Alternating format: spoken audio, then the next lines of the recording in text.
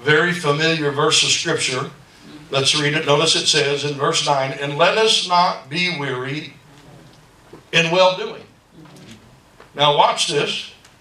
For in due season, everyone say season. Season. Notice, in due season we'll reap if we don't faint. So why did Paul exhort the church at Galatia with these words? Because as you and I go through life and we go through seasons, if we don't understand the season or the purpose behind it, it's easy to get weary looking at the immediate and not the outcome. That's good. We get hung up in the now and we miss the purpose of the outcome, so we grow weary because we're right here. But here's something I did. I love Google. I told you, I think last year, I'm convinced Google is Greek and Hebrew for Holy Ghost revelation. Because, come on, prophetess, I went to Google and I typed in seasons. And I said, explain to me seasons. Because how many of you know, seasons started in Genesis. That's right. Come on, they started in Genesis. As a matter of fact, God gave us 4 of them. Now, I just got back from 1,800 miles north of Tulsa in Saskatchewan, Canada, and I kind of joked with them, I think God messed up with them. I don't think they have 4 seasons. I think Canada got like 9.5 months of winter, 2 weeks of spring, and maybe a little bit of summer. But anyway, depending on where you live on the equator, each season might be a few days longer or a few days shorter. That's good. But here's the thing. The Old Testament is types and shadows, but it's also natural things that always have a spiritual parallel. Are you with me? Yes. So watch this. If God created this earth to revolve around 4 seasons, this is what it said. Google. Each season is about 90 days. Well, I'm a word numbers man. So I knew immediately when I read that, I got a little bit Baptist excited. Because the number 9 means this. Bringing to finality one thing, so you can birth a new thing. So every season that you and I go through, God is not punishing us. He's bringing to finality and closure one thing so He can birth something new in us for where we're going. And so listen to me, church. Sometimes the thing that has to die in the old season because it can't go with you where you're going. You can't take it with you. Next time someone comes and tells you, brother, you just don't understand the season of it, stop and say, hold on, I got a prophetic word for you. You're only 90 days away from the ending of this and the birth of something new. God's not punishing you. He's preparing you. Go to Ecclesiastes chapter 3 real quick. Y'all with me? Ecclesiastes 3. I will tell you this, and I'll give you an explanation in a moment. You can prolong your season. Oh, yeah. Oh, yeah. Oh, yeah. Anybody besides me ever bought the t-shirt and the video and wrote it? You don't think that's possible? Hello, Israel. A 7 to 11 day journey. Season. They turned into 40 years. God wasn't punishing them. Listen to me. He was simply going to take 7 to 11 days to get Egypt out of them, their mind, because the mindset couldn't go where He was taking them. He was not punishing. He was preparing them. They turned a weak season into 40 years. So they prolonged their season. You say, Brother Don, how do I prolong my season? It's that thing 1 inch below your nose. Come on. I just don't know if I believe that. Do you know, you remember when Egypt's passage from Israel's passage from Egypt to the Promised Land was this 7-day season called the wilderness. Yeah. Right. I love to look up words. Come on. One of the Hebrew words for wilderness is debar. Yes. One of the definitions of debar is to speak with your mouth. Yep. So watch this. Everyone went into the wilderness, but only a small remnant came out based on what they spoke with their mouth. Yep. So you can prolong where you're at, or you can advance you getting out by saying the right thing.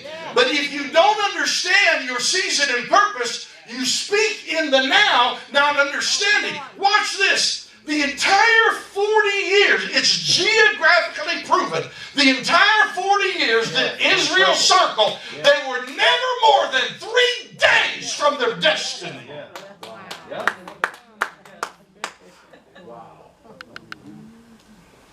They got so wrapped up in the moment that they missed their whole purpose. Uh-oh. Uh-oh. An entire generation had to die out. You know what that tells me? With every new season needs to come a new language. Yes. That's good. The kingdom does have its own language. And that's another reason they don't like you, because it's not their language. Come on. Oh, come on. Come on, folks. Come on. Look at Ecclesiastes 3. We know it, but I want you to see it. Put notes, underline it, make 3 different colors.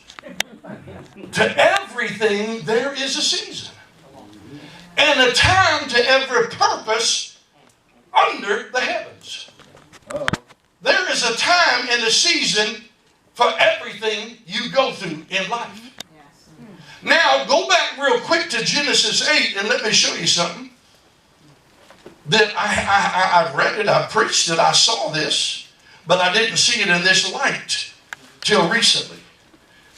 How many of you be honest enough to say that you read a verse of scripture, or you knew a verse for years and years and years, and all of a sudden one day you open it, you're going to read it again, you think you're going to read it in the same mindset you always have, and all of a sudden something jumps out at you like it was brand new. Well, it was new to you, not new to God. And watch this, it was always there. The place you were, you weren't ready for that. Come on. That's good. Yes. That's good. So watch this. In the beginning of this, in Genesis chapter 8, verse 22, he said this: while the earth remains. How many of you, listen, just to prove, do I need to open that door and go out there and look? Or did y'all walk on that stuff to get in the door? Come on. Okay, that's reading it naturally. Come on. Come on. Let me speak to you prophetically, and look up here. As long as this earth Yes. remains, I'm going to have times of seed time and harvest, summer and cold, difficulty, sometimes adversity, sometimes prosperity. Your seasons don't define you unless you let them stop. Uh-oh. As long as my earth is remaining and I'm still breathing, I'm going to go through seasons. Now here's the problem. We like to use this verse when we take up tithes and offerings. You're still here, you're still breathing, so you got to give, and that's true. But you know, there's one little word in that phrase we don't preach, because preachers don't preach verses that say things or have phrases in there that they don't like or not going to look good with what they're about to say. People don't run around the building when you talk about difficult things. Uh-oh. As long as my earth remains, watch this, seed, here's the word nobody wants to talk about, time,